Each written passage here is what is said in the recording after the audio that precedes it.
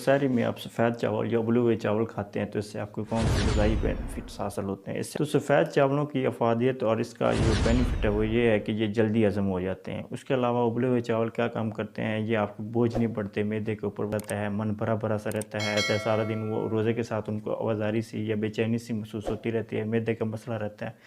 तो उन लोगों के लिए सफ़ेद चावल एक बेहतरीन ग़िज़ा है, क्योंकि क्या करना है आपने सफ़ेद चावलों के ऊपर दूध या दही कुछ भी मिलाकर सहरी के वक़्त खाएँगे, तो क्या होगा कि सबसे पहले मैंने जिस तरह आपको बताया कि ये जल्दी हज़म हो जाते हैं, ये आपके मैदे के ऊपर बोझ नहीं बनते।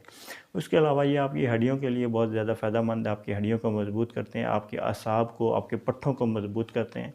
उसके अलावा ये मैग्नीशियम, विटामिन्स और आयरन से भरपूर होते हैं, आपके आयरन लेवल अच्छा करते हैं सफ़ेद उबले हुए चावल। इसके अलावा आपकी क़ुव्वत मुदाफ़अत में इज़ाफ़ा करते हैं और आपका हार्मोनल लेवल भी अच्छा करते हैं। क्या काम करना है, सफ़ेद चावल वैसे भी आजकल हमारे सहरी के वक़्त अक्सर चलते रहते हैं, तो सफ़ेद चावल खाना को